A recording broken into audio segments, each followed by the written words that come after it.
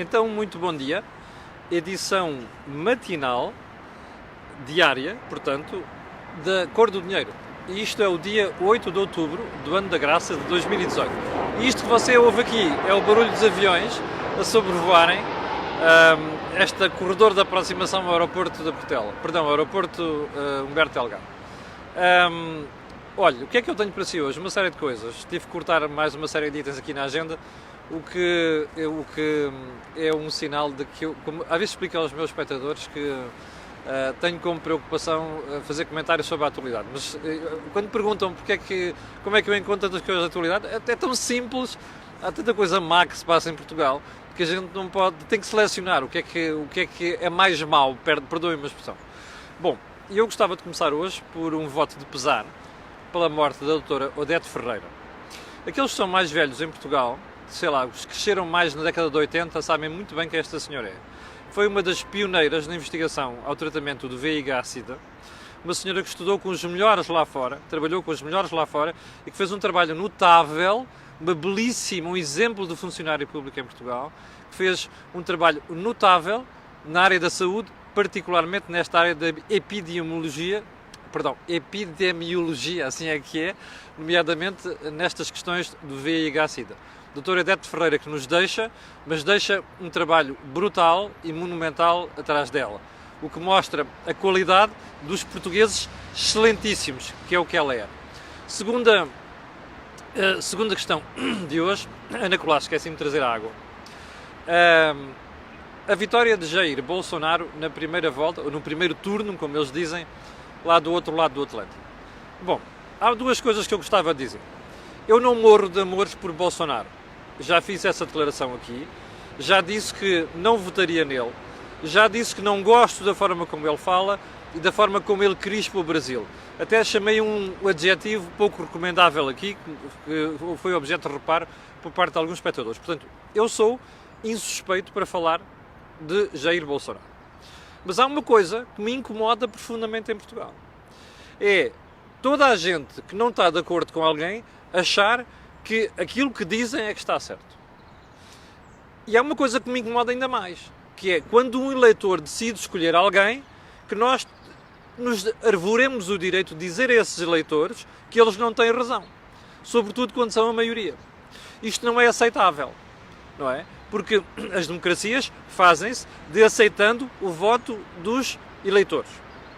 Eu sei que depois vai haver alguém aí que vai dizer o nacionalsocialismo na Alemanha dos anos 20 e 30 também começou assim.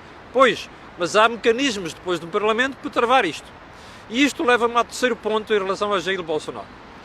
Eu acho que há muito ignorante por aí que não conhece a política brasileira e não conhece a Constituição brasileira e não conhece o Congresso brasileiro e não conhece a estrutura partidária brasileira. E, portanto, achar que o indivíduo que tem declarações buçais, no mínimo, como a história como ele se refere às mulheres, como ele se refere às pessoas que têm orientação sexual diferente,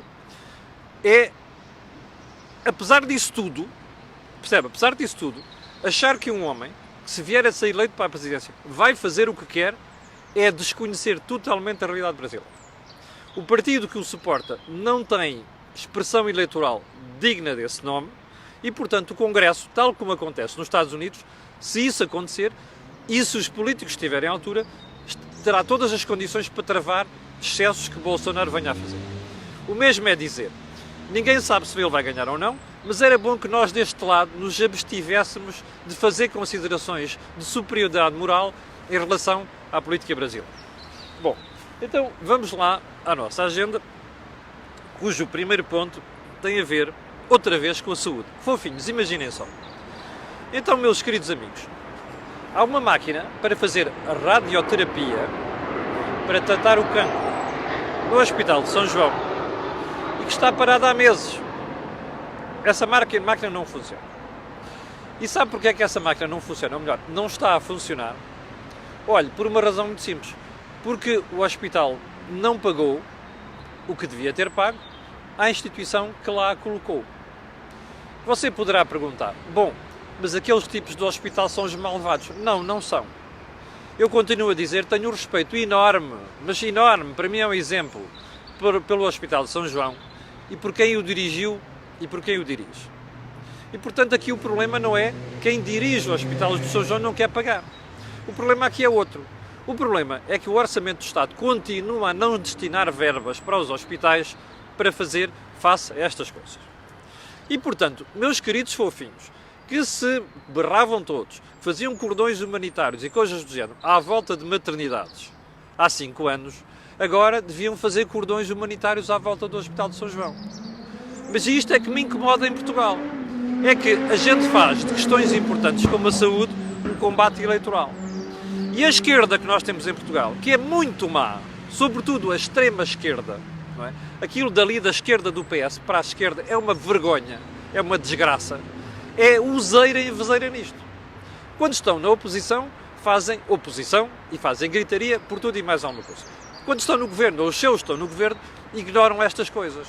E, portanto, eu gostava de ver essa gentalha toda, que não tem outro nome, mas os comentadores de extrema-esquerda e esquerda que pululam por aí, pelo país fora, e que agora estão caladinhos e não veem nada e não ouvem nada. Está a perceber? Está a ver os 3 macacos, não é? Não falam, não veem e não ouvem, não é? Abrirem a boca por causa disto. Porque isto só tem um adjetivo inqualificável, mais nada. E agora, você já pode perceber porque é que existem as cativações. É que para dar dinheiro aos funcionários públicos, depois falta dinheiro aquilo. Você vai dizer, você está farto de dizer isso. Pois está, e vou continuar a dizer enquanto isto acontecer.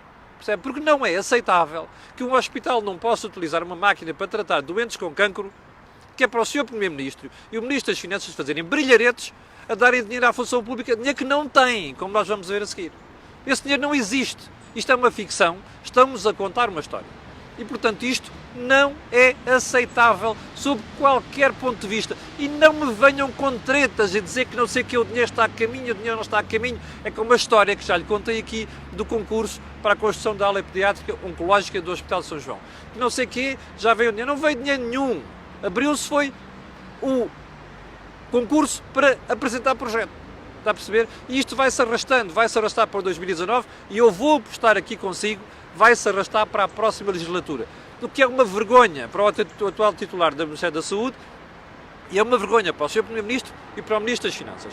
E era bom que aqueles meninos do Bloco de Esquerda e do PCP que fazem aquelas figuras lamentáveis no Parlamento e perante as câmaras de televisão, muito indignados e tal, muito indignados à superfície. Por trás estão todos conluiados com esta pouca vergonha desta política que existe na saúde neste momento.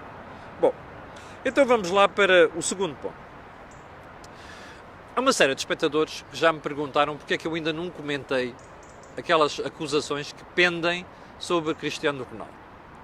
Olha, em primeiro lugar porque eu não gosto de fazer, como você sabe, eu odeio fazer comentários sobre situações que estão sob julgamento, ou tribunal.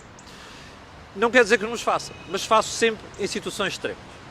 Mas há um aspecto sobre Cristiano Ronaldo, há 2 aspectos que eu gostava de dizer. A primeira, que é, acho impressionante o número de pessoas que de um momento para o outro passa a saber tudo sobre justiça, inclusive norte-americana, inclusive do estado de Nevada, para tecer as considerações que tece. Primeiro ponto. Segundo ponto, há aqui uma área que os espectadores têm razão e que eu não comentei ainda, que é, qual é o impacto que tudo o que está a passar pode ter na carteira do Cristiano Ronaldo? Bom, e isto é que é preocupante. Além, obviamente, das acusações de violação. Porque eu, do meu ponto de vista de coração, desejo que aquilo não seja verdade. Do ponto de vista racional, tenho que dizer, deixem os tribunais funcionar. Porque aquilo, acusações, ou melhor, violação, é dos piores crimes que pode haver. E, portanto, nós não podemos aceitar isso. Seja alguém conhecido, alguém que nos chega ao coração, como é o caso de Cristiano Ronaldo, ou outra pessoa qualquer. Mas vamos deixar isto de parte. Isto é muito sério. Para mim, é o maior desafio que o Cristiano Ronaldo terá pela frente na sua vida. É muito sério. E é muito sério porque o mundo mudou as suas opções. Aqui há uns dezenas de anos, estas coisas eram mais facilmente, não é aceitas, mas eram toleráveis. Agora não são. E ainda bem que não são. Mas há outra coisa. É que todo esta mudança de comportamento da sociedade face a estas questões originou um receio muito grande por parte das empresas. Ora, nas empresas estão patrocinadores, estão sponsors de Cristiano Ronaldo e que naturalmente estão preocupados. Nós já tivemos o primeiro assomo disto no primeiro comunicado da Nike, a dizer que está preocupado com aquilo, aliás, está mais do que preocupado.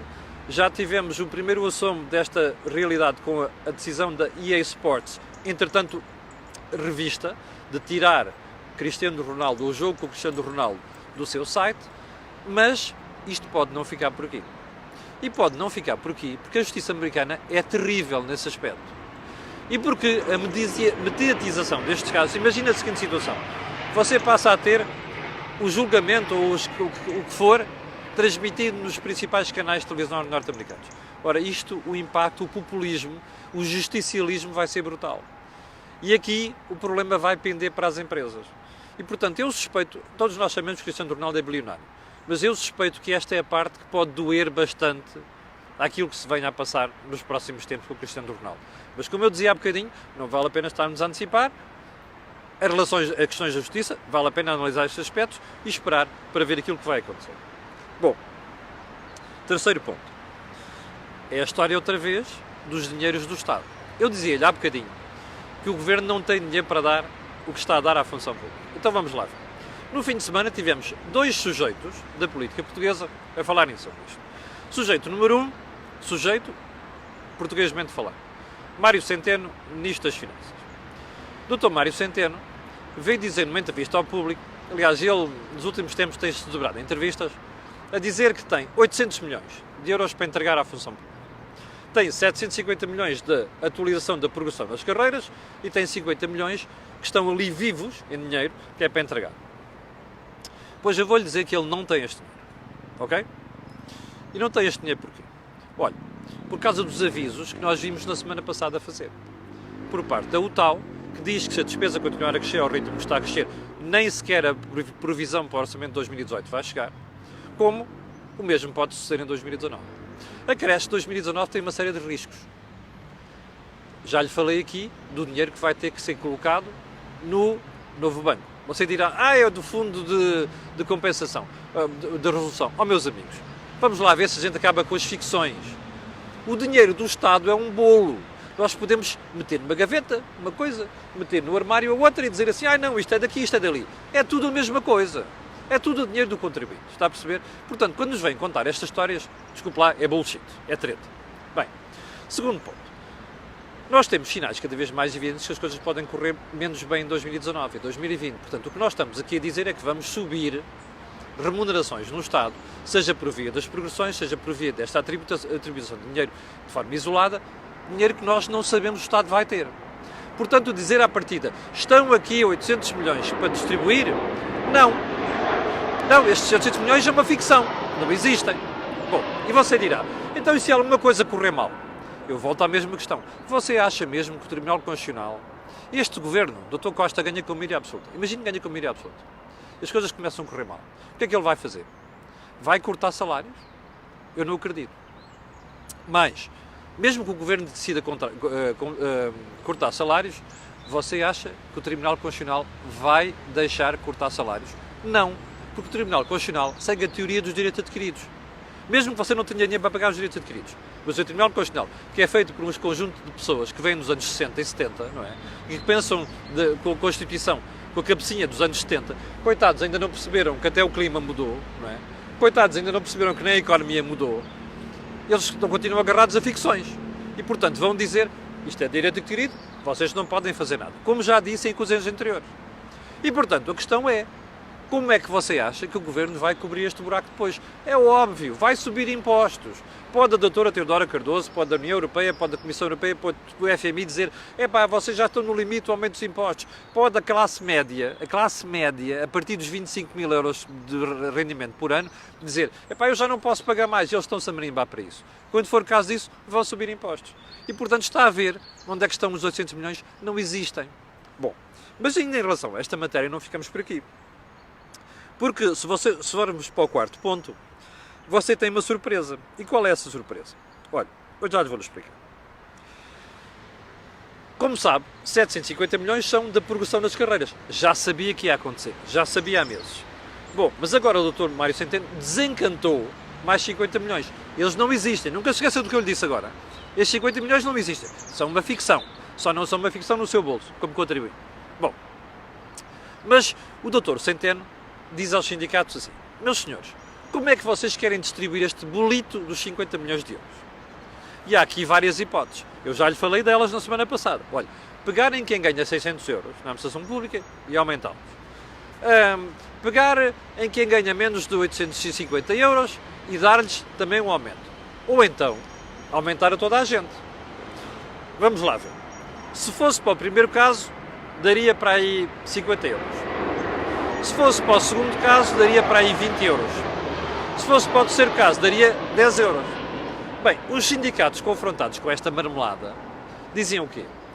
Não, a gente quer aumentos para todos. Está a ver como é que os sindicatos em Portugal são do mais socialista comunista que existe no mundo? Repara uma coisa.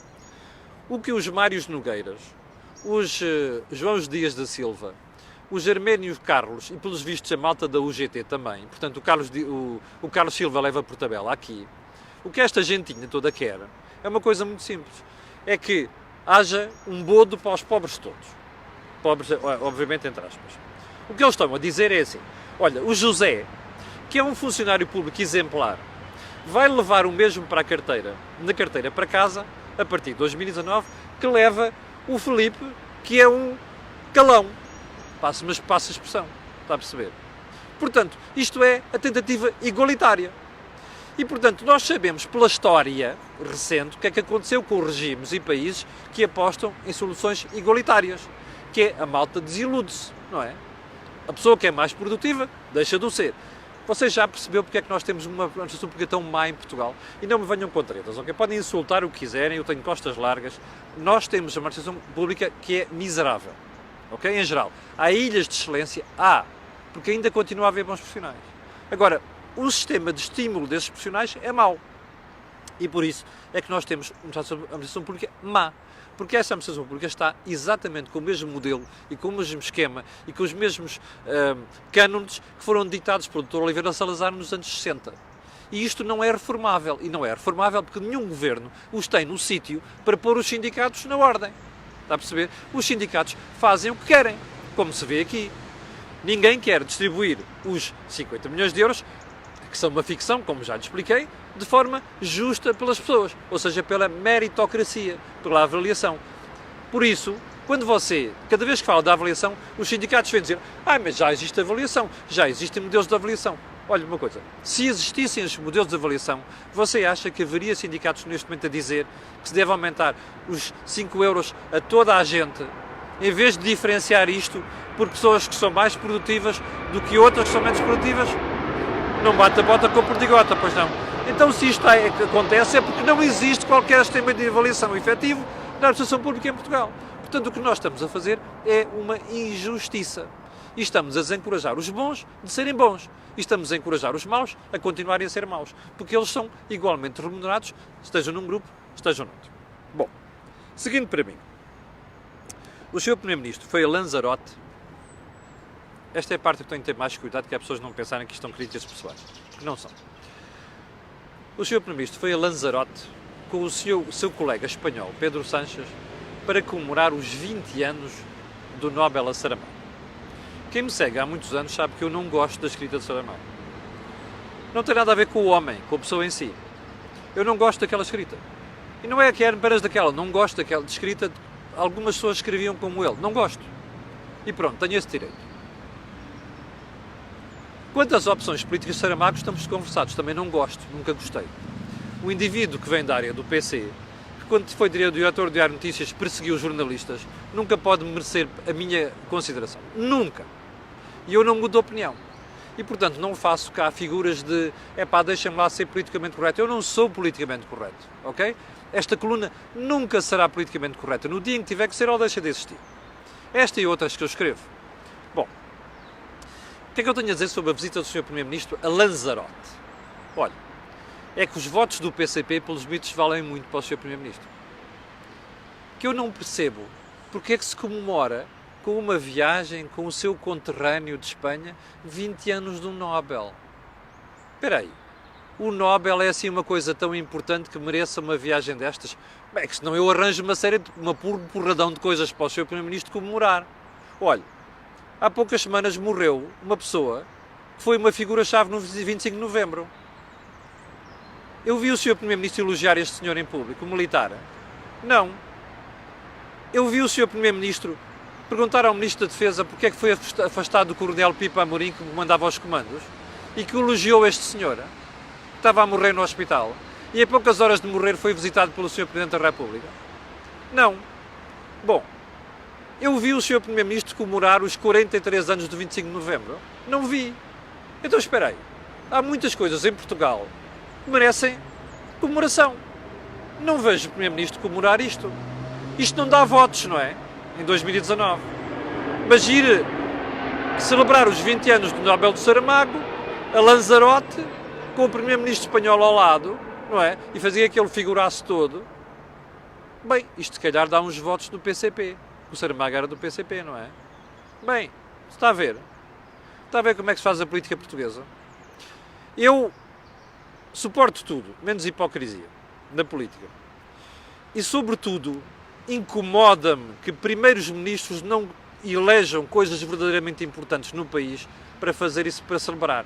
Para mim é muito mais importante saber que eu sou livre hoje em dia, porque existia uma coisa chamada 25 de novembro, do que ir fazer figuretas com os 20 anos do Nobel. Está bem? E já agora, aquela ficção de que não sei o quê, o Nobel foi tão importante para Portugal como para a Espanha. Não foi nada. Vá lá ver a literatura e a imprensa espanhola da época e recente, analisar sobre isto. Para os espanhóis foi importante o Nobel do Camilo José Cela, o galego. Não venham cá com tretas.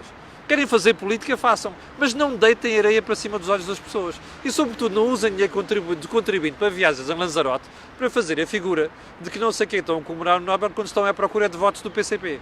Dos eleitores do PCP. Ok? Bom, o último ponto desta conversa. O Governo, a notícia este fim de semana é que tem 150 milhões de euros para baixar a fatura de eletricidade em 2019. Já percebeu, não é? É a história de sempre, a história das eleições. Você pode ter a certeza, daqui até às eleições vai ser só marmelada desta. Bom, isto obviamente tem uma preocupação. Todo este cerco que foi feito às elétricas nos últimos meses era para chegar aqui. Aquele dinheirinho dos comex que o Governo disse há dias que já quer reverter, não é? Que foi pago, está a ver para que é que serve. E já agora, aqueles fofinhos que me insultaram aqui quando eu fiz esta análise há cerca de 2 semanas, não é? Estão a ver como tudo bate certo. Ó, meus amigos, finanças públicas não têm ciência. É só pegar num bolo, que é as contribuições da economia, e buscar a folha de despesas do Governo e fazer contas com um lápis e uma folha A4. Mais nada. É para isto que serve. Está a perceber? Eleitoralismo puro. Nem que para isso você tenha um pontapé violento no baixo ventre dos investidores estrangeiros. Foi aquilo que a gente fez. E já agora aproveito para dizer outra coisa, que é uma matéria que eu vou comentar aqui amanhã. Olha, a nossa imagem lá fora anda pelas ruas da amargura. Não é pelos juros, é por estes pontapés dos investidores. E eu amanhã já lhe vou falar em alguns casos que estão a preocupar malta lá fora. E decisões de investimento que deviam vir para Portugal e que se calhar agora ficam à espera de melhor oportunidade. Ok? Vou guardar isso para amanhã. Olha, por hoje vamos ficar por aqui. Esta semana vou-lhe dizer que vamos voltar a ter o Think Tank. Eu peço desculpa pelo barulho. Provavelmente vamos voltar a ter também o Pontapé de Canto, o António Tadeia. E quanto a nós, todos os dias às 8 da manhã, ver-nos aqui durante esta semana. Para o final, só lhe vou pedir um favor, colocar um gosto e fazer partilha nas redes sociais, porque aquilo que você ouve aqui, não ouve noutros sítios. Muito obrigado.